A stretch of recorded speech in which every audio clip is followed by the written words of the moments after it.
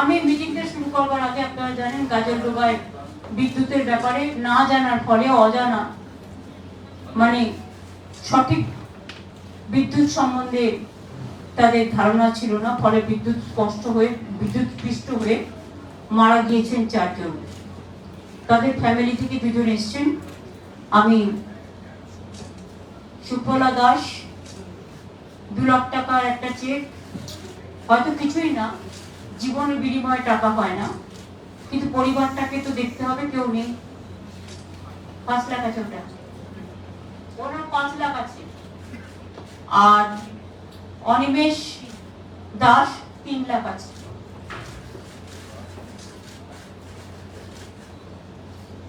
খবরকে বলে দাও, খবর 5 লাখ ওনাকে দিলাম, এটা 3 লাখ দিলাম। আর তুমি তো দেখে রেখো। হ্যাঁ, ওদের বসাও, বাড়ি কিন্তু পৌঁছে দিতে হবে। হ্যাঁ, বাড়ি পৌঁছে দেওয়ার ব্যবস্থা করো। কাজকর্ম ছেড়ে বিচারে এসছে, তোমাকে একটা চাদর লাগবে, ঠান্ডা লাগছে না? সরগুলো গাড়িতে একটা চাদর আছে না, দাও তো 1 সেকেন্ড।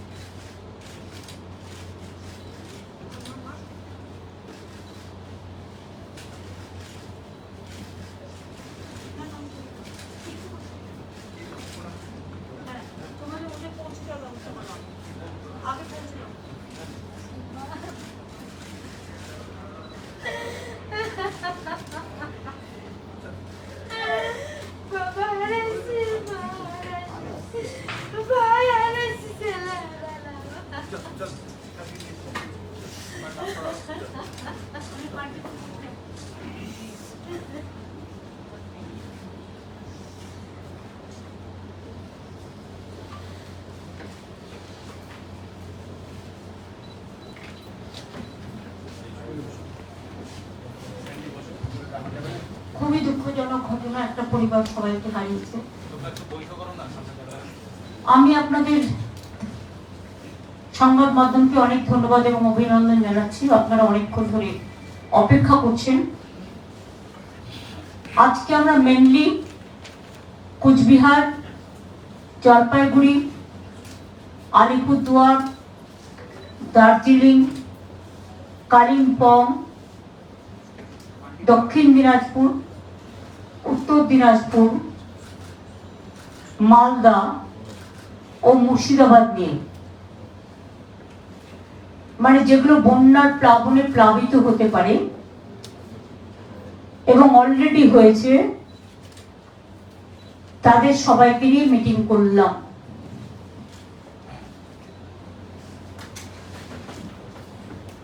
ইতিমধ্যেই গাজলডোবায় একটা ঘটনা ঘটেছে, আপনারা দেখেছেন। মানুষকে তো ফিরিয়ে দিতে পারিনি, কিন্তু সবাইকে অনুরোধ করবো বর্ষার সময় নতুন করে তার টানবেন না। আর বাড়ির তারে কখনো কারেন্ট লাগাবেন না, যেগুলো বেড়ার বাড়ি বা মাটির বাড়ি বা যাই বাড়ি হোক, তাতে কেউ হাত দিলে কারেন্টে পড়ে যায়।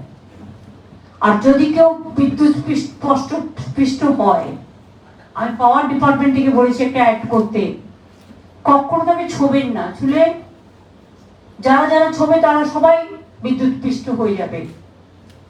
সেক্ষেত্রে যে বিদ্যুৎ পৃষ্ঠ হয়েছে সেখানে আমরা ছোটবেলায় যেটা পড়েছি, আমি কারেক্ট নাও হতে পারি, আমার আইডিয়াতে বলছি যে শুকনো বাঁশ বা কাঠ দিয়ে বরঞ্চ যদি তাকে কোন রকম ভাবে ওটা ধরে ছাড়াতে পারা যায়, ওইটা ধরে ওকে ধরে নিলে তারা কিন্তু হবে না। শুকনো কাঠটা যেন নিজের হাতেও থাকে, নিজেকে বাঁচাতে হবে। ঘটনাগুলো খুবই মর্মস্পর্শী, কিন্তু আমাদের অনেক শিক্ষা দিয়ে যায়। বিধান মার্কেটে কালকে 6টা দোকান পুড়ে গেছে। আমি গৌতম দেবকে দায়িত্ব দিয়েছি 6টা দোকান তৈরি করে দিতে, এবং ডিজাস্টার ডিপার্টমেন্ট থেকে, যেহেতু ওদের কি কাপড় জামার দোকান ছিল, কসমেটিক্স এন্ড কাপড় দোকান, আর যেহেতু এটা পুজোর সময় এভাবে পুড়ে গেছে, তাই গভর্নমেন্টের ডিজাস্টার ডিপার্টমেন্ট থেকে 1 লক্ষ টাকা করে সেই 6টি দোকানকে দেওয়া হবে।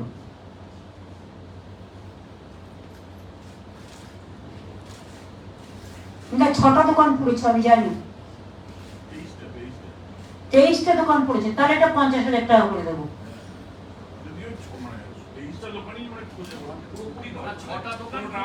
6টা দোকান যারা ব্যাডলি এফেক্ট হয়েছে তাদের 1 লাখ করে দেওয়া হবে, আর যেগুলো অল্প হয়েছে সেটাকে 50,000 টাকা করে দেওয়া হবে পুজোর সময়, আর দোকানগুলো তৈরি করে দেওয়া হবে। যেহেতু পুজোর সময় দেখুন মানুষের তো রুজি রোজগার একটা থাকে, এটা ম্যাটার করে। সারা বছর ধরে তারা জিনিসপত্র গুছিয়ে আনে বিক্রি করার জন্য, কাজে তাদের এটুকু হেল্প আমরা করলাম। এটা আমাদের করা উচিত ছিল বলেই করলাম। 2 হচ্ছে সব ডিএমদের এবং যারা আমাদের পাবলিক রিপ্রেজেন্টেটিভ আছে, জেলা পরিষদ আছে, পঞ্চায়েত সমিতি আছে, কর্পোরেশন আছে, সবাইকে অ্যালার্ট করা হলো। জলটা ছেড়েছে কৌশী নদী, 6 লক্ষ কিউসেক ছেড়েছে কৌশী নদীর জল। ফলে এই জলটা বিহারের গঙ্গা হয়ে ফরাক্কায় ঢুকবে, এবং ফরাক্কায় ঢোকার আগে এটা উত্তর দিনাজপুর, দক্ষিণ দিনাজপুর কিছুটা, ওদিকে গাজল, ওদিকে ইটাহার, ওদিকে হরিরামপুরের কিছুটা, এদিকে মালদার রতুয়া, হরিশ্চন্দ্রপুর, ভুতনির চক তো অলরেডি আছে, ওদের অন্য প্রবলেম, ডিপিআর তৈরি হয়ে গেছে, ওদের বীজটা করবার জন্য বর্ষার জন্য কাজটা করা যায়নি। এবং তাছাড়াও ফরাক্কা, সুতি, ভগবান গোলার, লালগোলারও কিছুটা পার্ট, এবং আরো যদি এলাকা থাকে, যেমন কুচবিহারে আমাদের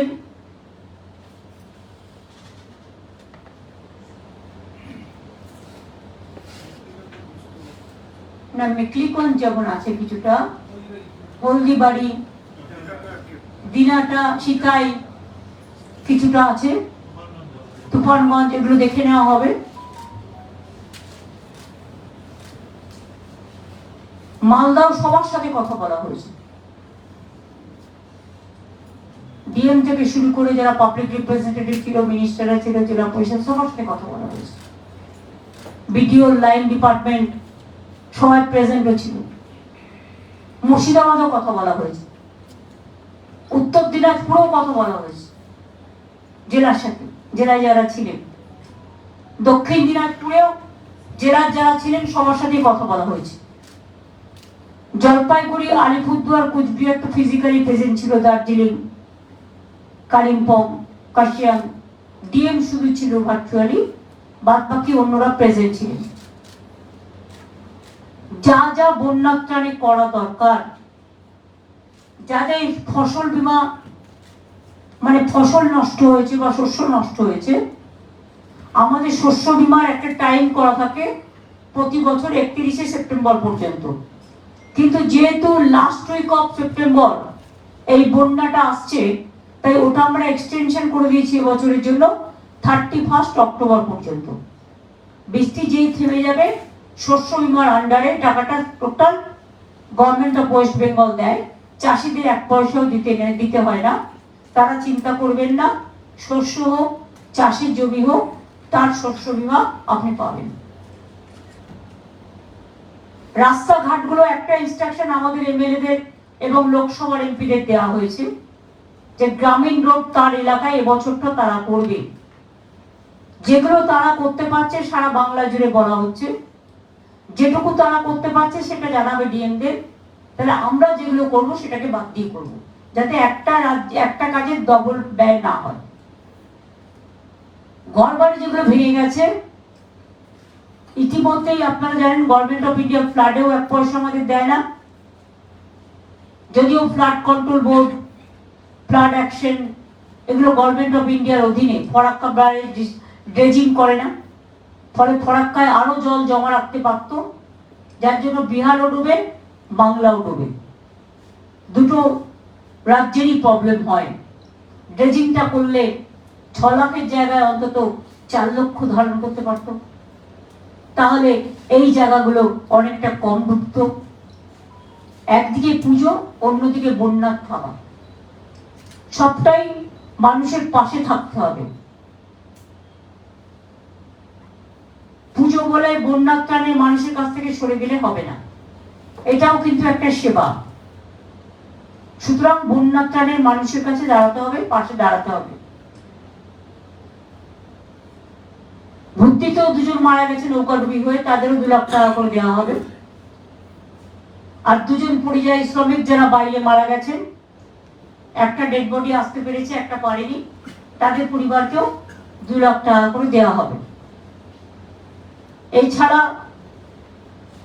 প্রত্যেকটা প্রাইমারি হেলথ সেন্টারে অ্যান্টি ভেনাম রাখতে বলা হয়েছে, যাতে সাপে কামড়ালে কেউ যেন বাড়িতে নিয়ে অপেক্ষা না করেন। সাপে কামড়ালে সঙ্গে সঙ্গে জায়গাটা বাড়িতে যা আছে গামছা টামছা দিয়ে খুব শক্ত করে বাঁধুন। বেদের প্রাইমারি হেলথ সেন্টারে চলে যান, মেডিকেল কলেজে চলে যান, হেলথ হসপিটালে চলে যান, ওখানে অ্যান্টি ভেনাম রাখা আছে, অ্যান্টি ভেনামটা দিতে হবে, তাহলে সে সঙ্গে সঙ্গে বেঁচে যাবে। কি কেউ যদি অপেক্ষা করে তাহলে কিন্তু তার সেন্স নাও আসতে পারে। জল যেমন অপেক্ষা করায় না, আমি পাঁশকুড়া থেকে ফিরছিলাম, দেখলাম ন্যাশনাল হাইওয়েটা শুকনো, 15 মিনিটের মধ্যে দেখলাম কোমর পর্যন্ত জল। জল আগুন, সাপে কামড়, হৃদরোগ, এই টাইপের কিছু অসুখ আছে। প্রেগনেন্ট মাদার, গর্ভবতী মা, তারা কিন্তু তাদের সময় মতো ট্রিটমেন্টটা করতে হয়, অপেক্ষা করা যায় না, তাতে মা এবং শিশু দুজনেরই প্রবলেম হতে পারে। জল থেকে শুরু করে, কমিউনিটি কিচেন থেকে শুরু করে, আমি নিজেও গভর্নমেন্ট ছাড়াও কিছু ড্রাই ফ্রুট বিভিন্ন জায়গায় পাঠাচ্ছি, যাতে গভর্নমেন্ট একা তো সবকিছু করতে পারে না। আমাদের পুলিশের লোকেরাও খুব ভালো কাজ করছে রিলিফে, তারাও গভর্নমেন্টের জিনিসগুলো এলাকায় এলাকায় পৌঁছে দিচ্ছেন। এটা একটা বড় কাজ, কিন্তু পুজো আসলে তাদের আবার ল অ্যান্ড অর্ডার আছে। গঙ্গার পার্শ্ববর্তী অঞ্চলে যারা আছেন, যারা জানেন জল উঠলে উঠতে পারে, এখন নেই বলে কালকে উঠবে না তার কোনো ব্যাপার নেই, কারণ যে জলটা ছেড়েছে সেটা আসতে 24 ঘন্টা লাগে। ফলে তারা যেন কালকে রাত্রি 12টা থেকে ডিএমএসপি মাইকিং করে অনেক জায়গায় লোককে শিফট করিয়েছে, এবং যতক্ষণ মহালয়ার হাই টাইড না কাটছে এবং ওয়েদার ডিপার্টমেন্ট ক্লিয়ারেন্স না দিচ্ছে, ততক্ষণ যারা গঙ্গা ভাঙন বা গঙ্গার সামনে এলাকায় বা বন্যাক্লিষ্ট অবস্থায় আছেন, তাদের বলবো প্লিজ কষ্ট করে কয়েকটা দিন রিলিফ সেন্টারে থাকুন। বাড়ি বাঁচবে বাড়ি থাকলে, জীবন থাকলে, কিন্তু জীবন চলে গেলে শুধু বাড়ি থেকে কোনো লাভ নেই। আগে জীবনটা বাঁচান, একটা জীবন খুব দামি। যারা নৌকো করে বিভিন্ন অঞ্চলে ত্রাণ দিয়ে বেড়ান তাদের বলবো লাইফ জ্যাকেট ছাড়া স্পিড বোট এবং নৌকা ইউজ করবেন না। গত 3 দিন আগে আপনারা দেখেছেন, 4-5 দিন আগে, যেদিন আমি মিদনাপুরে ছিলাম, বীরভূমের ডিএম আমাদের এমপি অসিত মাল এবং এমএলএ রানা, শামিরুল ইসলাম এমপি, এরা প্রায় ডুবে গেছিল, কোন রকম প্রাণে বেঁচে ফিরে এসেছে। এই সতর্কতাগুলো দেখে রাখতে হবে। বাদবাকি সব ডিপার্টমেন্টে যার যার দায়িত্ব, যার যার কাজ এই সময় সবাইকে বুঝিয়ে দেওয়া হয়েছে এবং প্রত্যেকটা জেলার সাথে কথা বলে বলে, আজকে আমি উত্তরবঙ্গ করলাম, দক্ষিণবঙ্গের মধ্যে মুর্শিদাবাদের আমি জঙ্গিপুর এটা এবং ফরাক্কার জায়গাগুলো করলাম, মালদার সাথে যে দুটো এলাকা আছে। বাদ বাকি আগামীকাল আমাদের যেমন এখান থেকে ফিরে গিয়ে ক্যাবিনেট আছে পুজোর আগে, তারপরে ক্যাবিনেট কমিটি ইনফ্রাস্ট্রাকচারের মিটিং আছে, তারপরে আমরা আবার দক্ষিণবঙ্গের যে জেলাগুলো আরেকবার করে তাদের কাছে ডিটেলস খবর নেব এখনো পর্যন্ত কি অবস্থা আছে। এটাই ছিল আমাদের আজকে মিটিং এর। উত্তরবঙ্গে এসে কোথায় জল উঠেছে, কোথায় ওঠেনি, কোথায় উঠতে পারে, কি কি সাবধানতা অবলম্বন করা দরকার, সবকিছু নিয়ে আমার সাথে চিফ সেক্রেটারি ছিলেন এবং আরো প্রায় 10 জন প্রিন্সিপাল সেক্রেটারি ছিলেন। এছাড়াও আমি চিফ সেক্রেটারিকে বলেছি মহালয়ের দিন পর্যন্ত, মহালয়ের হাই টাইড পর্যন্ত 2 জন করে principal secretary of the department, highest officer এই 6টি জেলায় পোস্টিং থাকবে। তারা ডিএম এর সাথে কোঅপারেশন করে, কোঅর্ডিনেশন করে, যদি কোনো প্রবলেম হয় আমাদের ডিজাস্টার ডিপার্টমেন্ট 24/7 চলে, আমাদের জানাবেন, চিফ সেক্রেটারিকে জানাবেন, সেই অনুযায়ী আমরা ব্যবস্থা নেব।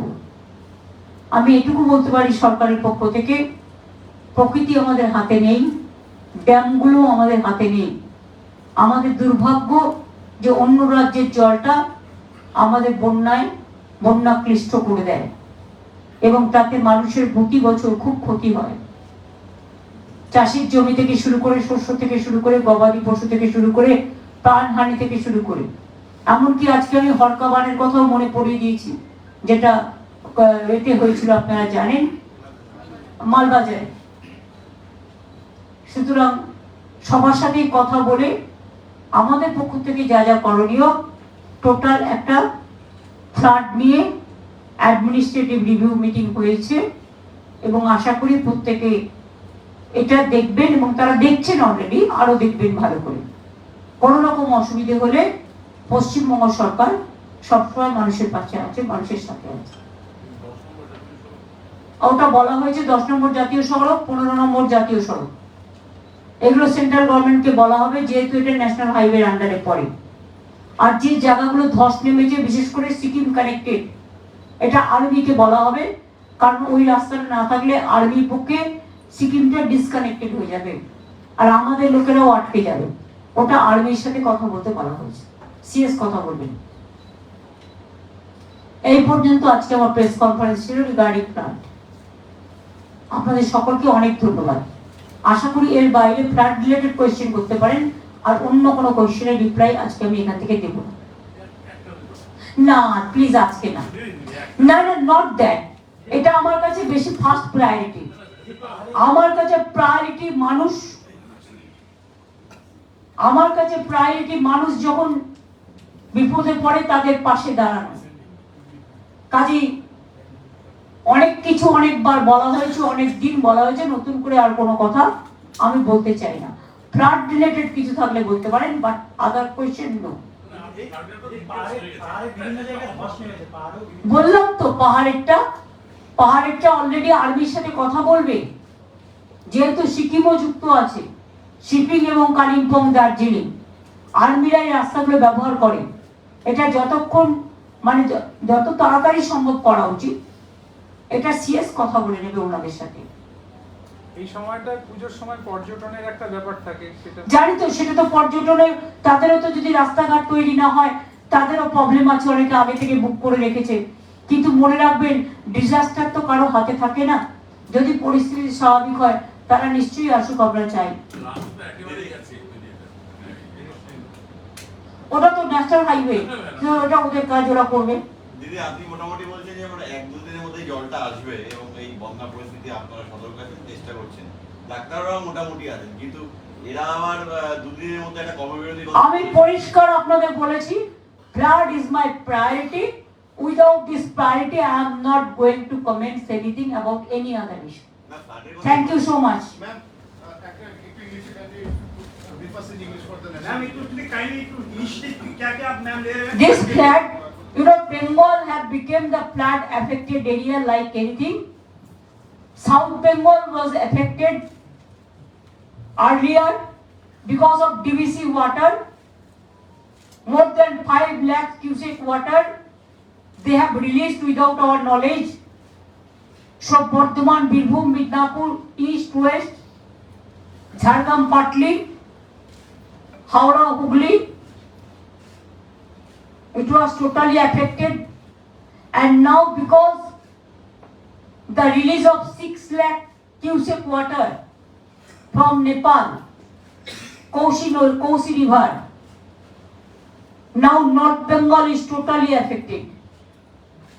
And Farakka, there is no dredging since 20 years after the Farakka water agreement. If the dredging is there, or what we say the desiltation, then they should have preserved 4 lakh cubic water more. Then the public should not have suffered. But our unfortunate part is Bengal is always neglected. Deprived. But whatever we can do, we are doing our best from the state government side. And I thanks to all of you and our common friends who are helping the flood affected area people. Though our puja is coming, of course it's a big festival for Bengal. We want peace should be maintained everywhere.